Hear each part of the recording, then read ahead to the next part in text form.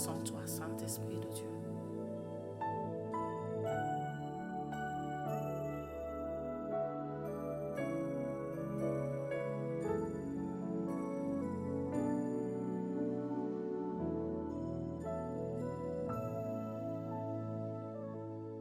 Nous prenons nos Bibles et nous lisons dans Actes 11, versets 19 à 26. Ceux qui avaient été dispersés par la persécution survenue à propos d'Étienne allèrent jusqu'en Phénicie, dans l'île de Chypre et Antioche, annonçant la parole seulement aux Juifs. Il y eut cependant parmi eux quelques hommes de Chypre et de Cyrène qui, étant venus à Antioche, s'adressèrent aussi aux Grecs et annoncèrent la bonne nouvelle du Seigneur Jésus-Christ. La main de l'Éternel était avec eux et un grand nombre de personnes crurent et se convertirent au Seigneur. Le bruit en parvint aux oreilles des membres de l'église de Jérusalem et ils envoyèrent Barnabas jusqu'Antioche. Lorsqu'il fut arrivé et qu'il eut la grâce de Dieu, il s'en réjouit et il les exhorta tous à rester d'un cœur ferme, attaché au Seigneur, car il était un homme de bien, plein d'Esprit Saint et de foi. Une foule nombreuse s'est joignit au Seigneur. Barnabas s'est rendu ensuite à Tarse pour chercher Saul. Et l'ayant trouvé, il l'amena à Antioche. Pendant toute une année, ils se réunirent aux assemblées de l'Église et ils enseignèrent beaucoup de personnes. Ce fut à Antioche que pour la première fois, les disciples furent appelés chrétiens. La main du Seigneur était avec eux et un grand nombre de personnes crurent et se convertirent au Seigneur. Ils ne crurent pas et se convertirent à une religion, ils crurent et se convertirent au Seigneur. On est appelé chrétien, ça signifie comme Christ. Le mode de vie de Barnabas et de Paul et de ceux qui se réunissaient dans les assemblées, les gens du coin, donc d'Antioche, ont vu et ont dit, ceux-là vivent comme Christ chrétien. Nous avons vu aussi que les chrétiens ont une manière de vivre qui doit être avisée, car nous sommes censés connaître l'enseignement du Christ afin de vivre comme lui et afin de mettre sa parole en pratique. C'est lui qui s'appelle chrétien, se reconnaît en Christ. Il ne se reconnaît pas à une autre personne. D'autant que la personne qui t'a amené au Seigneur et que sa vie ou une partie de sa vie ou une partie de son comportement n'est pas en conformité avec Christ, même si c'est la personne qui t'a amené à Christ, ton modèle c'est Christ. L'esprit de ces siècles, juste pour rappel, c'est un style, c'est l'atmosphère d'une culture pendant une période donnée qui rapidement va influencer l'opinion publique. Donc l'opinion publique va être prise et va commencer à changer. Rapidement, on va écrire des lois et finalement, la société semble embrasser un ensemble d'idées et en rejeter d'autres. Je donne un exemple par rapport à la liberté sexuelle, par rapport à la liberté de la parole, par rapport à la liberté de vivre. Dès que les lois sont faites pour la liberté à la parole, l'opinion publique va changer. On va considérer cette liberté-là et on va en rejeter d'autres. Donc la discussion sera lorsque je lève ma voix pour dire quelque chose, je suis libre ou pas. Donc, dès qu'on embrasse quelque chose qui va dans la loi, cela devient un alignement pour toute une société et ça va dans ce sens-là. L'élément le plus commun et récurrent dans ce qu'on appelle l'esprit de ces siècles est le constat d'aversion pour Christ, pour tout ce qu'il représente. L'esprit de ce siècle, c'est venu du diable lui-même depuis le jardin d'Éden, là où il a trompé Adam et Ève et il leur a inculqué la manière de penser qui vient de lui, le menteur. Et depuis, cet esprit-là change suivant les situations et nous arrivons jusque lorsque Jésus vit. L'esprit de ces siècles démontre clairement que je suis contre Jésus. Parce que les religieux de l'époque, les gouvernants de l'époque, Rome, tous ont fait mourir Jésus. L'élément commun et récurrent depuis 2000 ans, c'est un constat d'aversion contre Christ pour tout ce qu'il représente. Prenons le livre des Actes. Acte 4. Pierre et Jean parlent encore au peuple quand survinrent les prêtres, le commandant des gardes du temple et les Sadducéens. Ils étaient excédés parce que les apôtres enseignaient le peuple et annonçaient la résurrection des morts dans la personne de Jésus. Ils les arrêtèrent et comme c'était déjà le soir, ils les mirent en prison jusqu'au lendemain. Cependant, beaucoup de ceux qui avaient entendu la parole crurent, ce qui porta le nombre des hommes à 5000 environ. Le lendemain, les chefs du peuple, les anciens et les spécialistes de la loi se rassemblèrent à Jérusalem avec le grand prêtre, Anne, Caïphe, Jean, Alexandre et tous ceux qui étaient dans la famille du grand prêtre. Ils firent comparaître Pierre et Jean au milieu d'eux et leur demandèrent par quelle puissance ou quel nom avez-vous fait cela. Alors Pierre, rempli du Saint-Esprit, leur dit, chef du peuple et ancien d'Israël, on nous interroge aujourd'hui sur un bienfait accordé à un infirme afin que nous disions comment il a été guéri. Sachez-le bien, vous tous, et que tout le peuple d'Israël le sache, c'est par le nom de Jésus-Christ de Nazareth, celui que vous avez crucifié et que Dieu a ressuscité. Oui, c'est par lui que cet homme se présente en pleine santé devant nous. Jésus est la pierre rejetée par vous qui construisez et qui est devenue la pierre angulaire.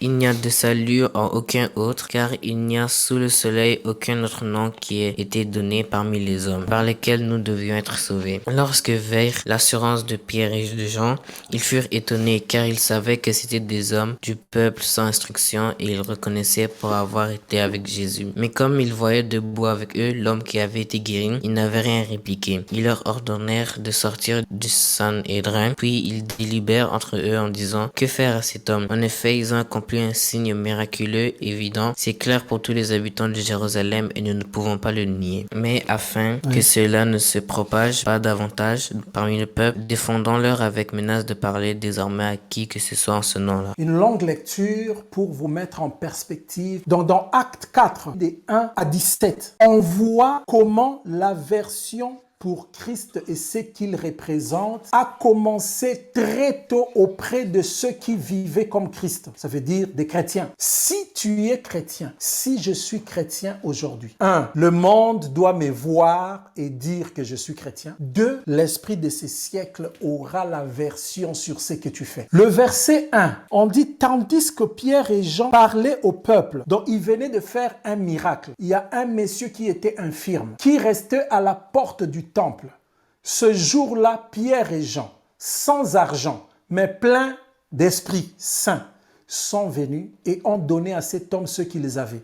Nous n'avons pas d'argent ni or à vous donner, mais ce que nous avons, nous te les donnons. Au nom de Jésus, lève-toi et marche. Imaginez que vous ayez un mendiant, un itinérant, un SDF, toujours devant votre commerce, devant votre lieu de prière, devant là où vous vous dites que vous priez Dieu et que vous voulez que Dieu fasse du bien au monde, qu'on guérisse ces SDF-là. Imaginez que Jésus le sorte de sa misère, que Jésus sorte cette personne qui mendiait à la porte à cause d'une infirmité, on le sauve. Mais et que vous, comme responsable du lieu ou responsable du temple, ça vous met en colère. L'aversion. Comment expliquer que quelqu'un est guéri, mais les autres sont en colère? Comment expliquer? C'est ça effectivement la version pour Christ et pour ceux qu'il représente. Les commandants du temple et les Sadducéens, mécontents de ce qu'ils enseignaient le peuple et annonçaient en la personne de Jésus la résurrection des morts. Lorsqu'on prend sacrificateur, commandant du temple, ça représente tous ceux qui sont religieux, que ça soit dans une religion qui a 3 millions de gens, que ça soit dans une religion qui a 2 personnes, que ça soit dans ceux qui s'appellent église mais ne le sont pas. Parce que la religion, c'est l'effort que fournit un être humain pour atteindre un créateur, un être supérieur, un Dieu. Et lorsque les gens font la religion, comme les pharisiens, ils annulaient la loi des dieux et ce que Dieu disait par leur interprétation. Vous pouvez entendre aujourd'hui quelqu'un vous dire, pour s'approcher des dieux, il ne faut pas manger la viande. Parce que vous savez, au début là, les gens étaient herbivores, donc aujourd'hui aussi, manger la viande, c'est c'est tout un problème. Ce n'est pas parce que tu manges ou tu ne manges pas que cela t'approche des dieux. On s'approche des dieux par la foi. On ne s'approche pas des dieux parce qu'on fait son culte dimanche ou samedi seulement ou vendredi seulement. Non, la religion fait différencier les jours. Mais la foi fait que Dieu, Christ Jésus, soit vécu chaque jour indépendamment des jours, indépendamment du manger. On mange, on rend grâce à Dieu. On jeûne, on rend grâce à Dieu. Dimanche, on rend grâce à Dieu. Lundi, on rend grâce à Dieu. Vendredi, on rend grâce à Dieu pareil. Il y a des fois où nous nous sommes déjà comportés. Si tu te regardes toi-même, tu vas te dire, ah oui, il y a des fois que nous nous sommes déjà comportés comme des religieux. On s'est déjà des fois comportés comme des religieux. Mais le Seigneur veut que nous nous comportons comme lui. Parce que lorsque nous nous comportons comme lui, nous serons des chrétiens. Les Sadducéens, ça peut correspondre à quel esprit aujourd'hui? Parce qu'on a vu que les sacrificateurs, le chef du temple qui représente une autorité, et les Sadducéens s'opposèrent. Ils s'opposèrent à quoi? Parce qu'ils annonçaient en la personne de Jésus. Et moi, en lisant ceci, je me dis, ces gens-là pouvaient annoncer autre chose. Ils pouvaient leur dire, vous savez, la boue qu'on a pris dans le Jourdain, du côté où Jésus a été baptisé, cette boue-là, si tu l'appliques, ça guérit. Tu peux dire ça? Oui, on va te laisser tranquille. Mais dès que tu vas dire que la guérison vient par le nom de Jésus, c'est là où tu remarqueras la version s'élever. La version pour Christ, pour ce qu'il représente. À l'époque, les Sadducéens, c'était comme un groupe, je peux dire religieux, comme parti politique. Ils niaient systématiquement toute intervention spirituelle ou surnaturelle. Par conséquent, ils niaient l'existence des esprits. Comme dans la science, les gens nient l'existence des esprits. Ils nient l'existence des anges. Dès que tu parles des anges, ils te regardent, ils te disent, même toi, avec toute l'université que tu as fait, tu peux croire qu'il existe des esprits et des anges. Est-ce que vous vous rendez compte aujourd'hui combien le monde est plein de Sadducéens? La manière de penser des Sadducéens, ça peut correspondre exactement à la manière de penser des scientifiques ou de toutes ces personnes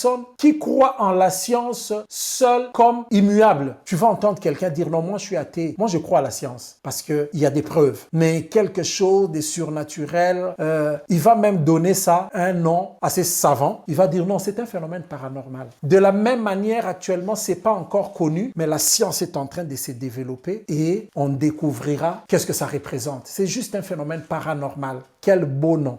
Et vous savez, actuellement, l'esprit de ces siècles, par rapport à l'éducation qu'on donne, il suffit qu'on formate l'éducation. Comme ça se fait depuis des centaines d'années maintenant, petit à petit, lorsqu'on veut changer quelque chose, il suffit de le commencer à l'école. Vous le commencez à l'école et vous verrez les enfants rentrer et dire à leurs parents, ça ne se fait pas comme ça. Nous, on nous a appris à l'école. On peut faire rentrer des choses de manière sournoise à l'école et on va dire que ça se passe comme ça. Parce qu'après, ça va être formaté de sorte que le changement, lorsque tous ces enfants vont devenir grands, ils réfléchiront de la même manière. Vous vous rendez compte du risque lorsqu'il y a transmission de l'esprit de ce siècle, l'esprit qui est en aversion contre le Christ. On sait toujours se trouver des beaux noms. Méditation en pleine conscience. Parce que lorsqu'on les dit comme ça, les gens vont se dire ça n'a rien à voir avec les esprits. C'est juste toi-même, tu te laisses aller en pleine conscience. Les gens vont donner des bons noms. Tu vois un vrai magicien, serviteur du diable, utiliser des pouvoirs qu'il a spirituels, qui viennent des mondes des ténèbres, agir sur des personnes qui se laissent aller par lui. Il te dit, est-ce que tu veux ça? Tu lui dis, oui, je veux. Est-ce que je peux faire ça sur toi? Tu lui dis. On est esclave de celui à qui l'on obéit. Donc, dès que tu as accepté ça, ton esprit devient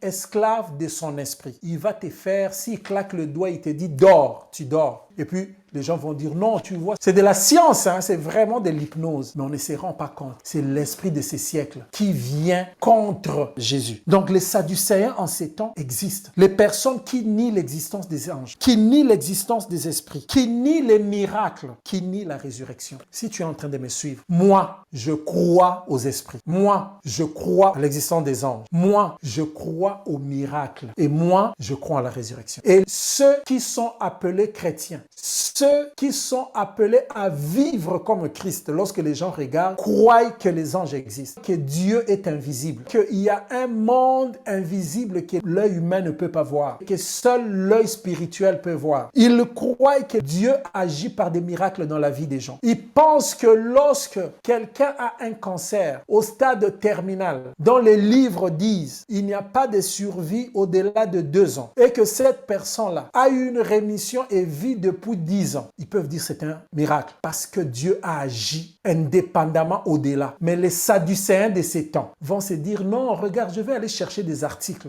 pour voir si le cancer du pancréas, il n'y a jamais eu de rémission. Et la personne peut risquer même d'écrire un article. Premier cas de rémission des cancers du pancréas. Juste parce qu'il ne veut pas croire que cette personne-là a été guérie miraculeusement au nom de Jésus. Verset 2. On nous dit annoncer la personne de Jésus, la résurrection des morts. Donc je lis le verset 7. Ils furent placés au milieu de Pierre et Jean et leur demandèrent par quel pouvoir ou au nom de qui avez-vous fait cela? 14. Mais comme ils voyaient là près d'eux l'homme qui avait été guéri, ils n'avaient rien à répliquer. Ça veut dire que l'esprit de ce monde est tel que même lorsqu'ils ont devant eux une évidence, le chef du temple connaissait le boiteux qui restait devant cette porte depuis des années. C'est lorsque tu viens dire à quelqu'un par quel pouvoir ou au nom de qui cet homme qui restait ici durant des années, vous l'avez fait marcher. Ça veut dire tu es conscient que la chose est réelle. Tu es conscient que c'est fait. Mais au verset 14, on peut voir, il voyait là près d'eux l'homme qui avait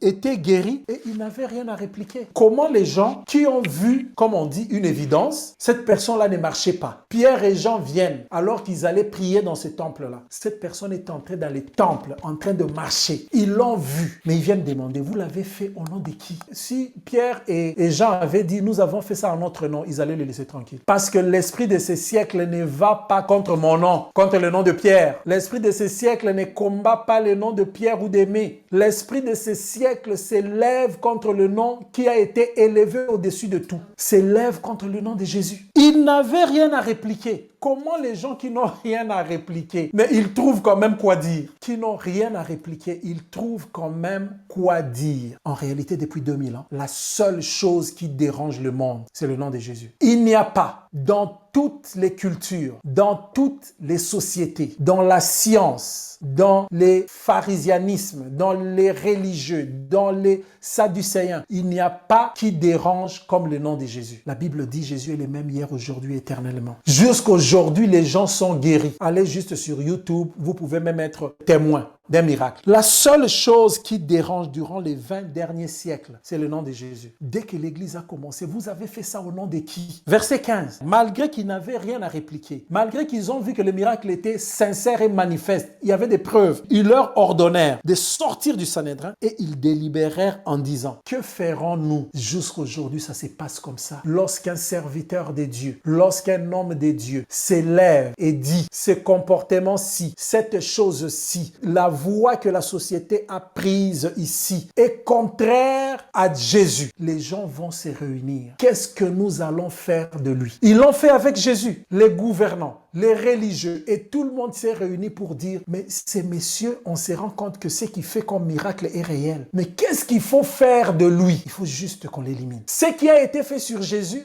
est exactement ce qui est fait en ces temps et en ces siècles sur les disciples de Jésus, sur ceux qui sont appelés chrétiens par le monde. Parce que le chrétien qui ne vit pas comme Christ, il n'est pas dérangé par les sadducéens. Parce qu'il n'exposera jamais Christ. Il ne fera jamais faire ressortir la vie du Christ. Les autres ne verront pas la différence, donc l'esprit de ce siècle ne pourront jamais aller en compte.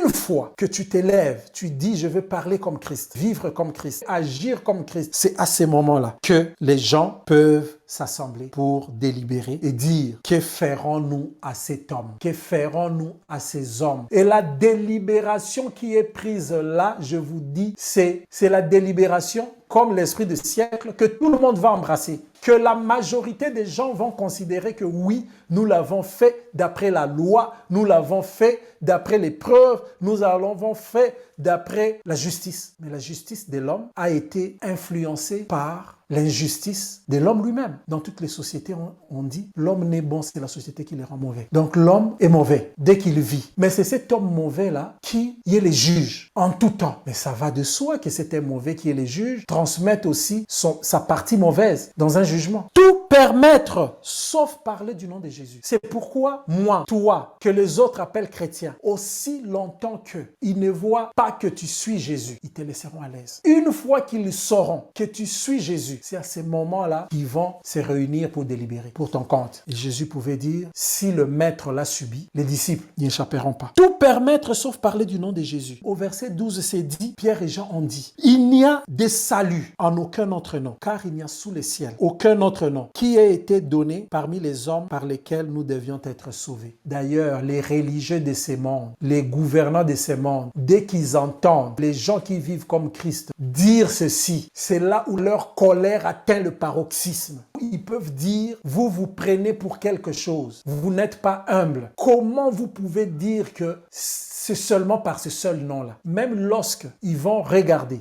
et voir que les miracles, la vie, n'est donnée que par ces seuls noms-là, ils vont dire, qu'est-ce qu'on peut faire contre eux? Verset 16, il est manifeste pour tous les habitants de Jérusalem qu'un miracle signalé a été accompli par eux. Et nous ne pouvons pas le nier. Donc ils étaient conscients qu'on ne peut pas nier qu'un miracle s'est produit. Mais malgré cela, nous allons agir comme l'esprit de ce siècle. Jésus dit dans Jean que je suis le chemin, la vérité et la vie. Ça confirme ce que les disciples qui ont vécu avec Jésus viennent de dire. Il n'y a aucun autre nom, car il y a sous le ciel aucun autre nom qui ait été donné par lesquels les hommes, parmi les hommes par lesquels nous devons être sauvés. Et Jésus dit, je suis le chemin, la vérité et la vie. On est sauvé de la mort et on ne peut être sauvé de la mort que par Jésus. Des fois même ceux qui se font appeler chrétiens oublient cela. Jésus dit encore dans le même chapitre de Jean 10, verset 9, je suis la porte qui mène à la vie, le chemin qui mène à la vie, la porte qui ouvre vers Dieu. Ça veut dire quoi? Si tu ne passes pas par cette porte-là, tu ne peux pas vivre comme lui, tu ne peux pas être sauvé si tu ne passes pas par cette porte-là. Ça veut dire c'est une porte qui a une forme particulière. Pour passer au travers de cette porte-là, tu dois prendre la forme de la porte. Est-ce que quelqu'un comprend ce que je dis? C'est ça l'image de Jésus. Il est la porte qui mène à Dieu. Pour rentrer vers Dieu, tu dois toi-même te tailler, te regarder, te conformer à la dimension de la porte pour que tu entres. Celui qui ne se conforme pas, si tu es trop gros, tu ne passes pas. Si une partie de ton corps dépasse, tu ne passes pas. C'est pourquoi il pouvait dire, si c'est ton bras qui t'amène vers le mal, ça veut dire que ça ne prend pas la forme dans laquelle tu dois passer. Tu dois couper le bras avant de passer. Ça, c'est l'image que Jésus lui-même donne. Donc, l'esprit de ces siècles, le but, c'est d'empêcher toute âme de reconnaître la porte. Pour être sauvé, empêcher le salut. Toi qui m'entends, moi-même qui me parle à moi-même, parce que je parle à mon âme aussi, que mon âme et mon esprit entendent. Sans la mise en pratique, sans se tailler comme Jésus, parce que c'est lui notre identité, nous ne pouvons être sauvés. Nous ne pouvons être sauvés. Nous ne pouvons être sauvés.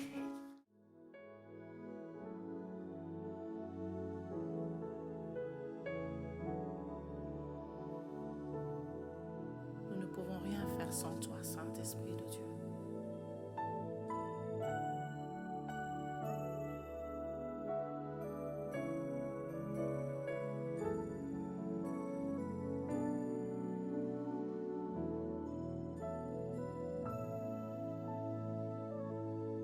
Nous avons besoin de toi.